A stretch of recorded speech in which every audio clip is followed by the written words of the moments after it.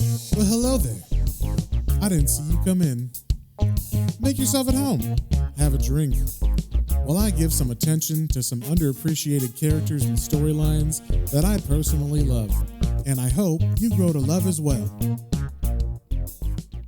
Hey there, everybody, and welcome back. Today we're reading Swamp Thing number 157, and this is the penultimate issue of this whole River Run story arc, so I'm excited. I hope you're excited. But before we get into it, just a little bit of catch up on what's been going on. Swamp Thing has been traveling through a bunch of alternate realities that are stories in a short story collection written by a woman named Anna who killed herself and was cursed to live in each of these stories and never be able to move on. So Swamp Thing has been helping her, I guess we'll say, edit the stories, because she always said like her stories did not have good endings. So once he agreed to help her, he was just sent into each story one at a time.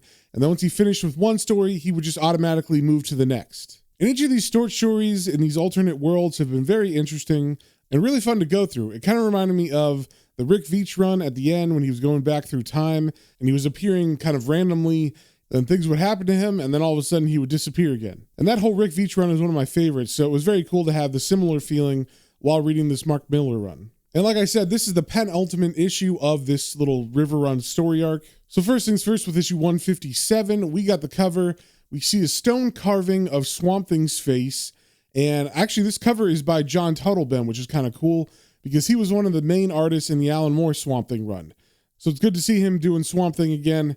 So yeah, basically it's just a Swamp Thing carving, and that's all it is. We also see on the cover that it's written by Mark Millar with art by Phil Hester and Kim DeMolder. And as we turn to the first page, we see Anna sitting inside of her house, and she's sitting in her writer's room looking at her computer, smoking a cigarette, and the narration says, "Anna's life wasn't perfect, but it came pretty damn close. She had a job most people would have done for free, but her editor paid her more in a week than she could spend in a month. She had a beautiful house in Minnesota, built on the banks of the Mississippi River, and a dumb, horny boyfriend who did all the cleaning up. In fact, everything was just fine in Anna's comfortable little world." So in these panels underneath this narration, we do see her boyfriend, who is a pretty buff white guy. He's working outside doing some yard work. He's got short blonde hair, and he's wearing basically like workout attire, like a sleeveless tank top and some tight shorts. Then as Anna's staring out the window, looking at him do some yard work, we see a delivery driver come up and come to the door with a package and ring the bell. And when Anna answers, she's handed a letter, and the narration says, "And then the letter arrived." And we also see on this page that this issue is called Chapter 6 of River Run, Sink or Swim. We also see Swamp Thing falling through what looks like a map of the United States. But it seems like Swamp Thing isn't here yet in this world or this story. He's just kind of stuck in limbo because this story pretty much only follows Anna. And as we turn the page, we see Anna is having lunch with her sister in a pretty fancy place. And she's saying to her, "You know, sometimes I really miss the poverty trap, sis.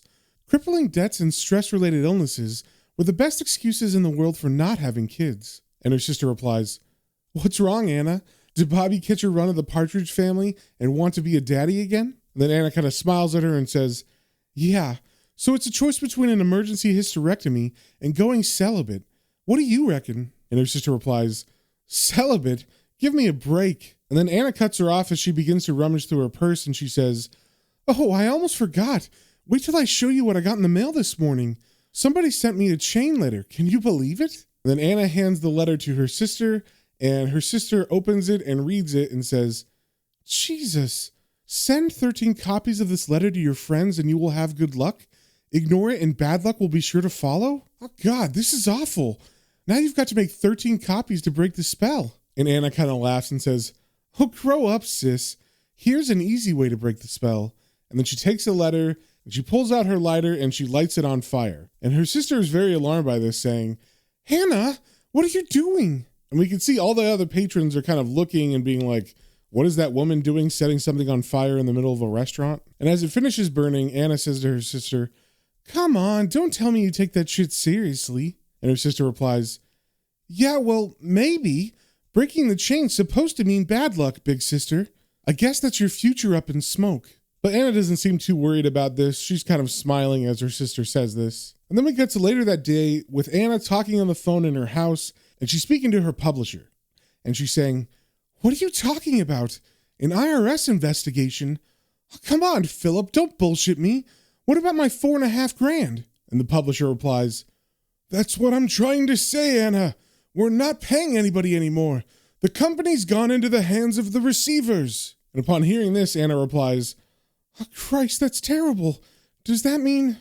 Oh, no, I'm really sorry to hear that, Phil. Yeah, well, take care, man.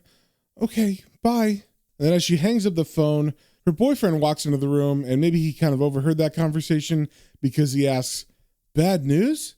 And Anna replies, Yeah, I think I've just become the latest victim of Clintonomics. I thought that part was pretty funny because Clintonomics obviously is referring to President Clinton, and Reaganomics was something people used to say in the 80s, but I've never heard anyone say Clintonomics, so I thought that was kind of interesting. So her boyfriend asks, What do you mean? And Anna replies, My publishers just went bust.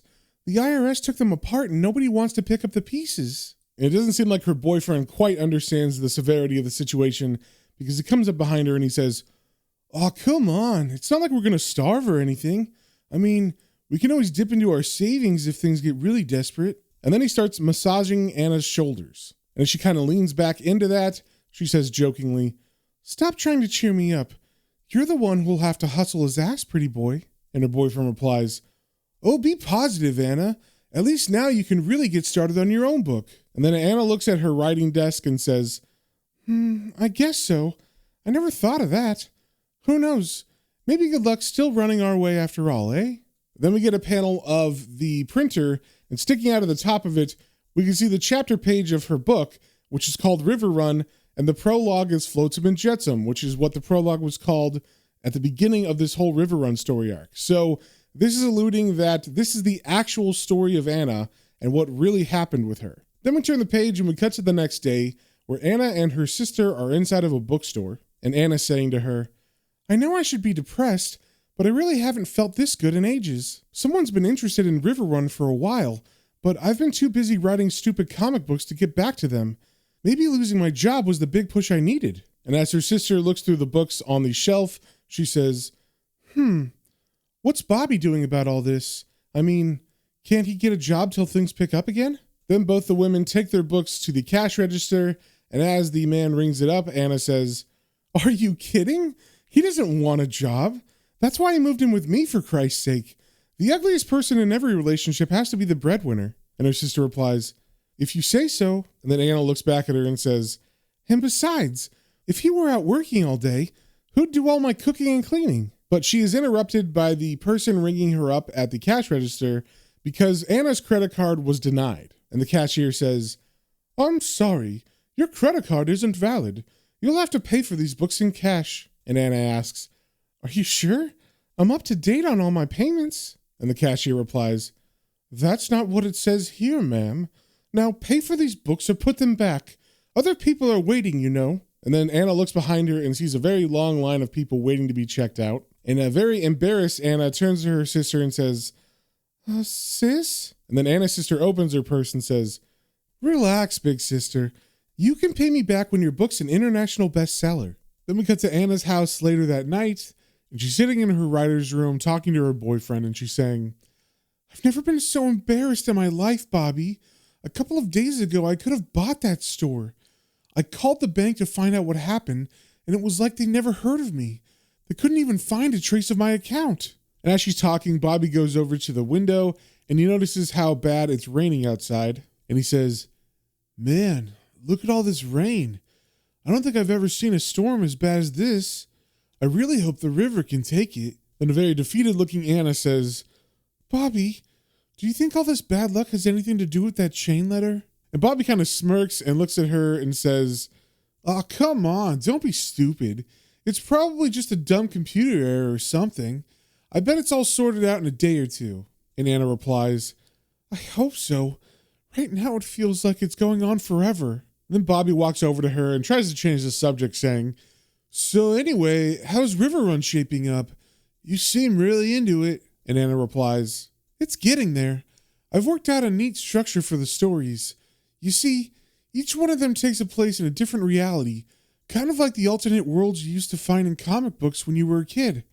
Do you remember Earth 2 or Earth X or any of that great old stuff? And then she leans back and shows him the computer screen that's in front of her, and it's lit up with a bunch of notes and things about the book she's writing, and he's looking at it with interest. And then we see that there's a map of America on the screen, specifically the entire area that the Mississippi River goes through, which, if you didn't know, is basically the whole middle of America from Louisiana straight up through the South and all the way up to its source, which I think they're saying is in Minnesota. And as they look at it, Anna explains to Bobby, well, the stories in River Run take place along the Mississippi, diverging like tributaries into worlds that might have been.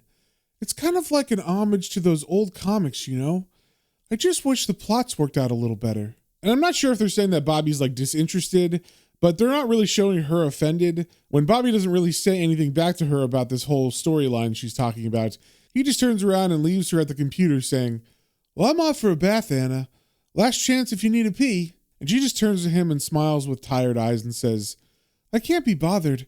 Have one for me while you're in there, eh? So as Bobby leaves the room, she picks up a cup of coffee, and as she's kind of drinking it, we can see she does have a somewhat sad look on her face, but then she notices that on the computer screen, words are typing on their own. And at first she's just intrigued, but then by the end of the message, she's freaked out because the message says, we'll take Bobby now, thank you. So she immediately rushes out of the writer's office and into the bathroom, and when she gets there, the tub does not have Bobby in it, and it also doesn't have any water. We can tell that there used to be water in it because the bottom's kind of wet. And as she looks around terrified, the narration says, she never saw Bobby again. The bathtub emptied, making a hollowed belch, and she paused for a moment trying to rationalize the situation. And then she read the message on the shaving mirror. And as she reads, she says out loud, oh, Jesus. And then we see what's written on the mirror, and it says the words, scared yet? Then we cut to the next day where Anna is having lunch with her sister at the same fancy restaurant as before, and her sister's trying to give it a rational explanation, so she says, typical guy, first sign of trouble and he's off like a shot. None of these dickheads have any sense of commitment. And a very sad Anna replies, what about the message on the mirror? And her sister says, oh, come on, he's just trying to freak you out, Anna. Don't let him get to you. I've seen it all before. But Anna doesn't seem like she's taking comfort in this, and she says, Bobby's disappearing isn't the only thing that's happened, sis. There's something else I've been meaning to tell you. And the sister asks, oh God, what? And Anna answers, I think I'm pregnant. And of course, her sister's taken aback by that, but before she can say anything, a waiter comes up to Anna and hands her a phone and says, excuse me, miss, telephone call for you. It's the police. I'm afraid there's been a bit of bad news. Then we cut to Anna's house, and we see it is fully covered by water. It seems all that rain from the night before has caused the river to flood and their house to be almost entirely covered by it. And as Anna stands on a bank far away, she stares at her house and says, bad news, he said. No shit. And her sister is there along with the sheriff, and the sister says, take it easy, Anna. You can come stay with me for a while, okay? And then the sheriff says, damn shame for a house to end up under a river like that, but it's hardly surprising with all the rain we've had lately. Still, I guess it's in the hands of the insurance people now, huh? And then Anna's sister says, Anna, you are insured, aren't you? And we can tell by Anna's face that she probably isn't insured. Then we cut to the sister's apartment later that day where Anna and her are talking, and Anna's looking out of a window, and she says, oh God, I wish I'd listened to you, sis. If only I hadn't ignored that chain letter, none of this terrible stuff would have happened. Now look at me.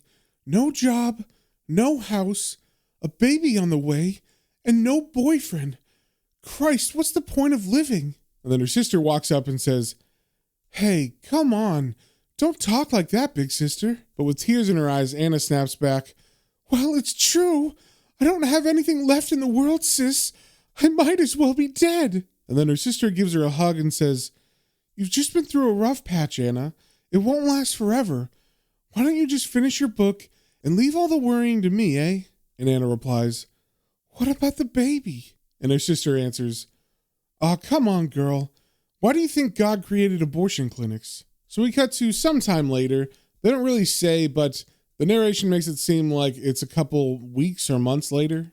And we see the two women walking out of an abortion clinic, and the narration says, things were really looking up for a while. Anna managed to write most of her book, and when the time came for the termination, her sister was there to hold her hand, just like always. And as her sister helps Anna down the front steps of the clinic, Anna says, "I'm telling you, sis, that was the second worst abortion I ever had." And I guess trying to add a little bit of levity to the situation, the sister asks, "So what did you call the little brat? Anything exotic?" And Anna answers, "Yeah, I called him a pain in my ass, sis, after you." But then all of a sudden, something happens, and Anna grabs her right hand, and she yells, doubling over in pain, and her alarmed sister says, "Shit, what's wrong, Anna? Are you okay? Do you want me to run upstairs and get a nurse?" But a very terrified Anna just looks down at her hand and then brings it up to show her sister and says, "Sis, look at my hand." And then she raises her right hand, and we see that it's beginning to turn into water. I should say that her sister was about to get in the driver's side of the car, which is facing the street. So as she looks at her sister's hand with confusion and terror, she says, "Oh, Jesus." But then a car comes screeching around the corner and strikes her and then drives off. And as her sister falls to the ground, Anna screams out and then runs over to her, but it's too late. We can see blood coming out of her mouth and nose, and her eyes are unresponsive. And then a lot of blood begins to pool underneath her head. Then we turn the page and we cut to some time after her sister's funeral, and Anna is sitting in what I think is her sister's apartment, typing away at her computer, and the narration says, "After the funeral, she devoted herself to finishing River Run. In truth, it was all she had left, and so became something of an obsession. The drunk driver who killed her sister shot himself shortly afterwards. This news, however glorious, did nothing to raise Anna's spirits. Months passed, and deadlines expired, but the stories never worked out quite as neatly as she expected. In fact, they were a total disaster. The final blow came on a hot afternoon when the publisher called and said he'd lost interest in the book. He just couldn't afford to wait any longer. It was that very moment that Anna decided the best course of action would be a drug overdose. Then we cut to Anna on the floor of her restroom, and it looks like she's already taken the pills and possibly passed because her eyes are closed and she's kind of splayed out on the floor, and there's an empty pill bottle next to her. And the narration says, "One by one she swallowed the pills and prayed for a quick and painless death." And we see her barely be able to whisper, "God, forgive me," as she presumably dies. But then in the next panel, we see her eyes opening like she's waiting for something to happen, and the narration says, "It was 20 minutes before she thought to check the label." And then she sits up and she picks up the empty pill bottle and she reads it and says, "Son of a bitch, I don't believe it." And we see the pill bottle says, "Sneeze away." So she just took a bunch of anti-allergy medication, which I guess won't kill you if you take a bunch of it. And she says, "Christ, just my luck." Then we cut to her in the kitchen where we see a bunch of items on the table that will definitely kill you if you mix them together. They are turpentine, paint stripper, weed killer, and paraffin. Actually, I don't know if paraffin wax will kill you, but the others, if drunk, will definitely kill you. And we see her sitting on the ground with a coffee mug full of this stuff that is smoking and bubbling.